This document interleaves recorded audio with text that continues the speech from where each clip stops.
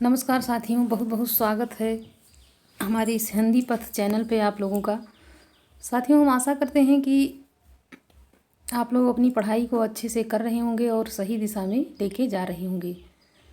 तो साथियों, यहाँ पे एक जो विधा होती है, जैसे एक होता है रेखा चित्र, एक होता है संस्मरण। तो ये एक छोटी सी विधा होती है, लेकिन इसमें से प्रश्न जो होते हैं लगभग 3-4 परीक्षा में पूछे जाते हैं। तो आज हमने यहाँ पे रेखा चित्र को आप लोगों के सामने प्रस्तुत करने का प्रयास यहाँ पे किया है। तो हम आशा करते हैं साथियों कि आप लोगों की तैयारी यहाँ से हो सकता है कि रेखा चित्र के लिए काफ़ी मजबूत हो, जो कि मैंने यहाँ पे समझ लीजिए कि रेखा चित्र का संपूर्ण निचोड़ है, यहाँ से कोई भी प्रश्न छूटेगा नहीं। तो साथियों, यहाँ पे पहला प्रश्न है कि रेखा चित्र किस भाषा का शब्द है। तो ये हो जाता है कि ये अंग्रेजी का है, कि संस्कृत का है, कि अंग्रेजी का है, संस्कृत का है, फारसी का है या फिर अरबी का है। तो ये जो रेखा चित्र है ये जो है अंग्रेजी का एक शब्द माना जाता है। अगला प्रश्न है कि अतीत के चलचित्र रचना किस विधा में है। तो यहाँ पे हो जाएगा कि ये रेखा चित्र है, कि संस्मरण है या फिर कहानी है या फिर निबंध है। तो ये अतीत का चलचित्र जो ये रेखा चित्र के जो है ये यहाँ पे है, और ये देखा जाता है कि किसकी रचना है। तो ये यहाँ पे हो जाती है किसकी, महादेवी वर्मा की रचना के रूप में इसको हम जानते हैं,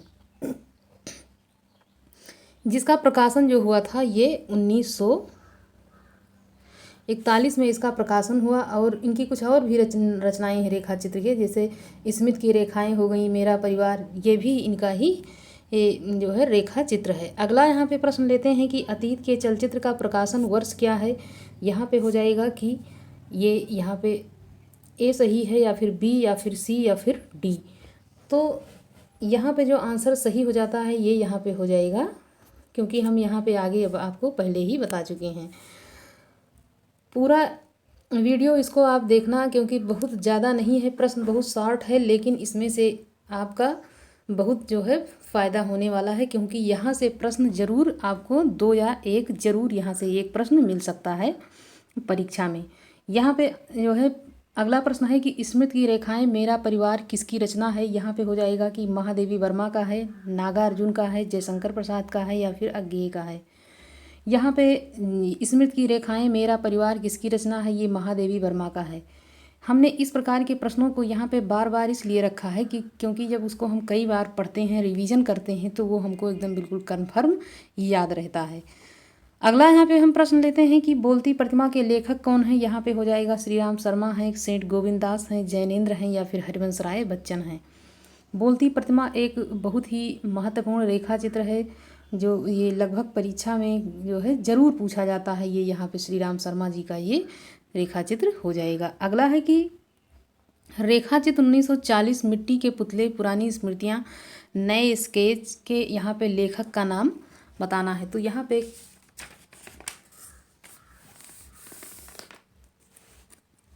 पे किसका हो जाता है, ये यहाँ पे हो जाएगा कि डॉक्टर नगेंद्र हैं, प्रकाश चंद्र गुप्त हैं या फिर श्री राम शर्मा हैं या फिर कृष्णा सोगती हैं।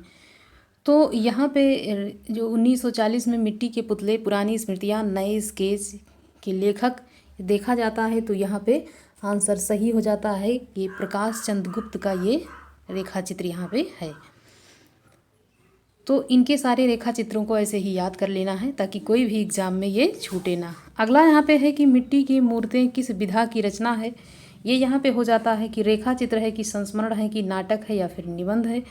काफ़ी महत्वपूर्ण ये है कि ये क्या हो जाता है, ये यहाँ पे रेखा चित्र ये है। अगला यहाँ पे प्रश्न है कि गेहूँ और गुलाब, लाल तारा, मील के पत्थर आदि के लेखक कौन हैं। यहाँ पे है कि माखनलाल चतुर्वेदी हैं, कि रामवृक्ष बेनीपुरी हैं या फिर भीमसेन त्यागी या फिर विष्णु प्रभाकर। ये जितनी भी रचनाएं यहाँ पे आपको दिख रही हैं ये रेखा चित्र हैं, और किसकी हैं, तो यहाँ पे हो जाता है कि रामवृक्ष बेनीपुरी की ये रचनाएं हैं।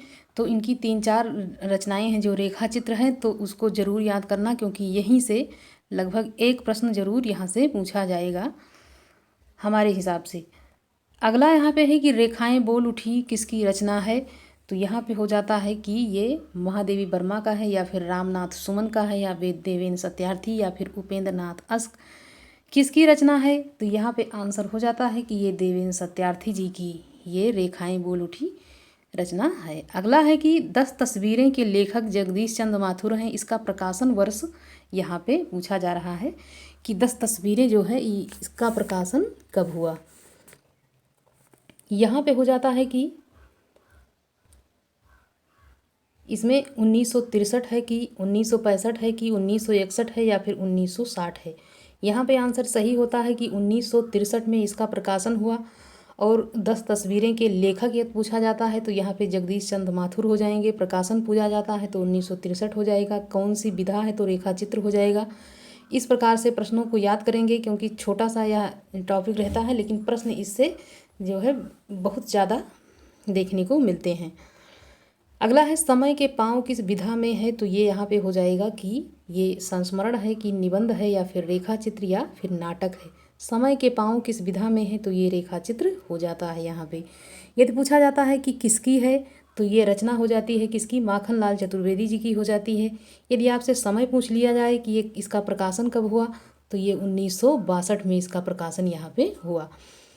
अगला यहाँ पे प्रश्न है कि विष्णु प्रभाकर की रचना है। यहाँ पे होता है कि कुछ शब्द कुछ रेखाएं, रेखाएं और चित्र, अमिट रेखाएं या फिर रेखाएं बोल उठी। कौन सा यहाँ पे हो जाएगा, तो विष्णु प्रभाकर की जो रचना हो जाती है यहाँ पे हो जाएगी कुछ शब्द कुछ रेखाएं, कुछ शब्द कुछ रेखाएं। और इसका यदि प्रकाशन वर्ष पूछा जाता है कि इसका प्रकाशन कब हुआ तो इसका प्रकाशन 1965 में इसका प्रकाशन हुआ। किसका, तो कुछ शब्द कुछ रेखाएं जो एक रचना है तो ये इसका प्रकाशन 1965 में हुआ।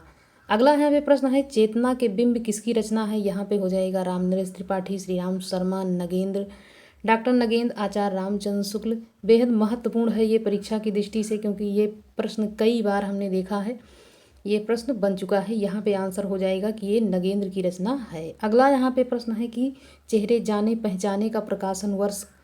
यहाँ पे बताना है कि चेहरे जाने पहचाने का प्रकाशन वर्ष 1966 है और इसके लेखक का नाम यहाँ पे पूछा जा रहा है। यहाँ पे हो जाएगा सेठ गोविंद हैं कि विनय मोहन शर्मा हैं, महादेवी वर्मा हैं या फिर राम नरेश त्रिपाठी हैं। कौन सा यहाँ पे आंसर सही हो जाता है, यहाँ पे आंसर हो जाएगा सेठ गोविंद दास। यदि पूछा जाता है कि कौन सी विधा है तो रेखा चित्र हो जाएगा। प्रकाशन पूछा जाए तो 1966 हो गया। यदि लेखक का नाम पूछा जाए तो सेठ गोविंद दास हो जाएगा। और इस रचना का नाम पूछा जाए तो चेहरे जाने पहचाने, ये सेठ गोविंद दास की रचना यहाँ पे हो जाती है। अगला प्रश्न है कि हम हसमत किसकी रचना है। ये हो जाएगा कि कृष्णा सोबती का है, चित्रा मुदगल का है, सुमन राजे का है या फिर ओंकार शरद का है। किसकी रचना ये हो जाती है यहाँ पे, तो ये रचना हो जाती है कृष्णा सोबती की। किसकी हो जाती है, कृष्णा सोबती की ये यहाँ पे रचना हो जाती है।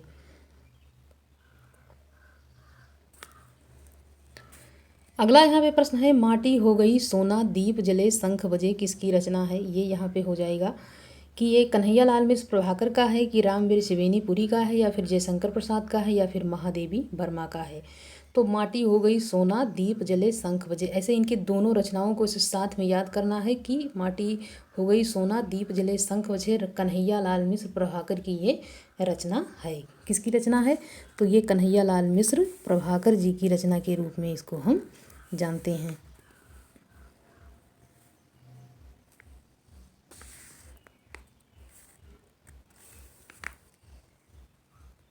अगला प्रश्न है कि रेखा चित्र के लेखक हैं। रेखा चित्र का लेखक यहाँ पे पूछा जा रहा है कि रेखा चित्र के लेखक यहाँ पे कौन है।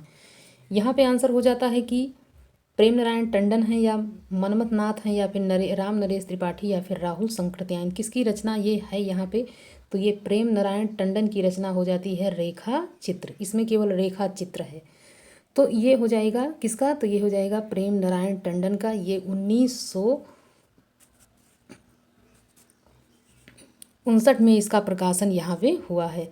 अगला यहाँ पे प्रश्न लेते हैं कि उपेंद्र नाथ अस्क की रचना है। यहाँ पे हो जाएगा रेखाएं और चित्र, माटी हो गई सोना, समय के पाँव या फिर चेतना के बिंब। कौन सी रचना यहाँ पे हो जाती है, तो यहाँ पे रचना यदि देखा जाता है तो कौन सी हो जाती है, तो ये हो जाएगा रेखाएं और चित्र। रेखाएं और चित्र किसकी रचना है, तो ये उपेंद्र नाथ अस्क की रचना यहाँ पे हो जाती है।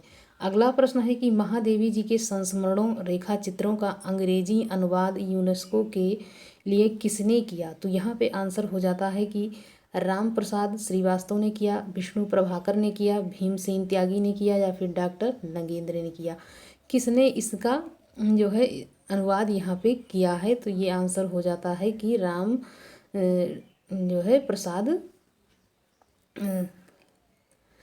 प्रसाद श्रीवास्तव यहाँ पे आंसर सही हो जाता है।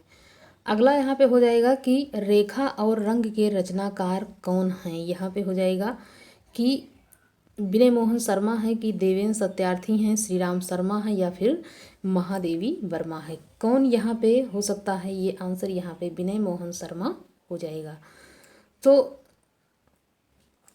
काफ़ी महत्वपूर्ण जो है यहाँ पे जो भी यहाँ प्रश्न हमने लाने का प्रयास किया है, ये एग्ज़ाम में मतलब ऐसे ही प्रश्न बिल्कुल देखने को मिलते हैं। यदि इसका प्रकाशन देखा जाता है तो ये 1955 में इसका प्रकाशन हुआ। तो साथियों, हम आशा करते हैं कि आपकी तैयारी इसके माध्यम से बहुत अच्छी दिशा में जाने वाली है। तो साथियों, अपनी तैयारी को मजबूत करिए। मैं ऐसे ही छोटे छोटे जो भी टॉपिक हैं उनको ऐसे ही छोटे छोटे प्रश्नों के माध्यम से हल कराते हुए आगे बढ़ेंगे, कि मतलब जो भी परीक्षा में जिस तरह के प्रश्न बनते हैं मैं उसी प्रकार के प्रश्नों को यहाँ पे लाने का प्रयास आप लोगों के लिए करूँगी। और यदि आप लोगों को ये वीडियो पसंद आए तो जो है लाइक ज़रूर करना। धन्यवाद।